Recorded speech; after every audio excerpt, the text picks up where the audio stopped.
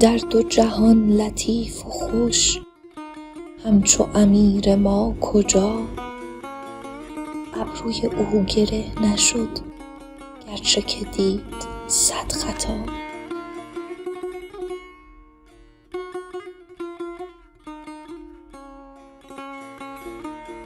چشم گشا و رو نگر، جرم بیار و خو نگر، خوی چو آب جو نگر، جمله طراوت و صفا.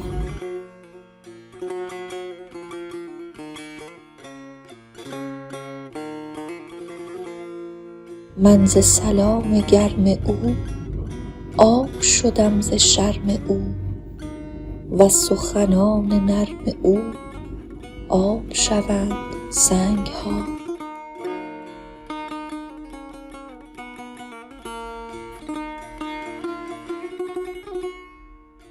زهر به پیش او ببر تا کندش به از شکر، قهر به پیش او بنه تا کندش همه رضا.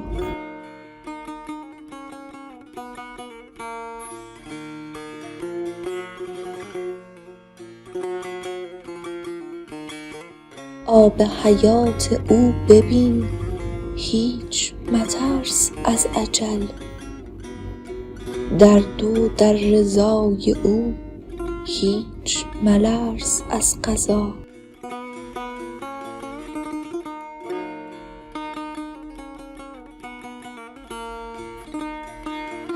سجده کنی به پیش او عزت مسجدت دهد، ای که تو خوار گشته ای زیر قدم چو بوریا.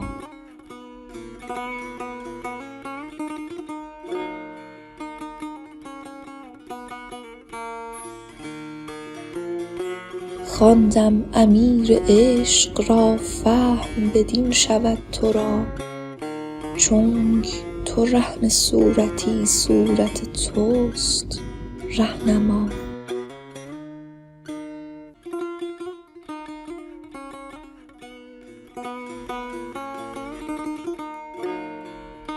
از تو دل ار سفر کند با تپش جگر کند، بر سر پاست منتظر تا تو بگوییش بیا.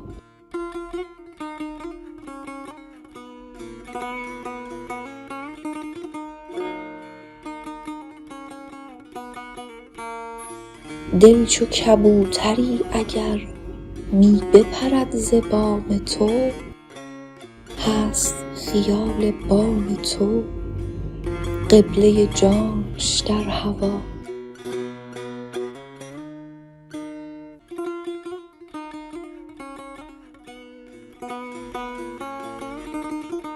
بام و هوا تویی و بس، نیست روی به جز هوس.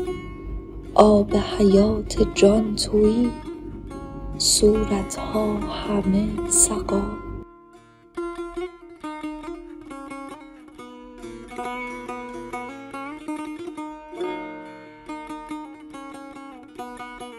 دور مرو سفر مجو پیش تو است ماه تو، نعره مزن که زیر لب می شنود ز تو دعا.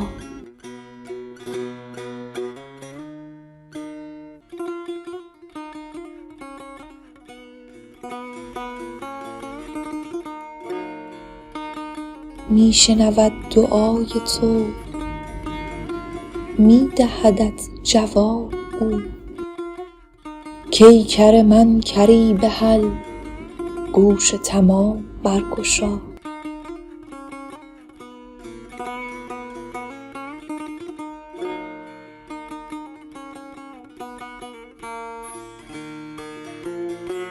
گر نه حدیث او بدی جان تو آه کی زدی؟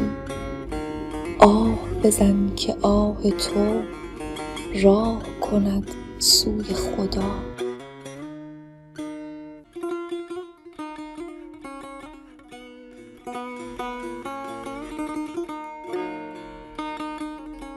چرخ زنان بدان خوشم کآب به بوستان کشم.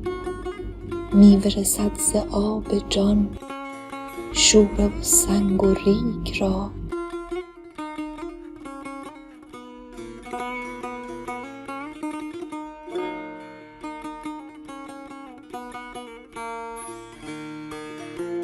باغ چو زرد و خشک شد تا بخورد ز آب جان. شاخ شکسته را بگو آب خور و بیا ز ما.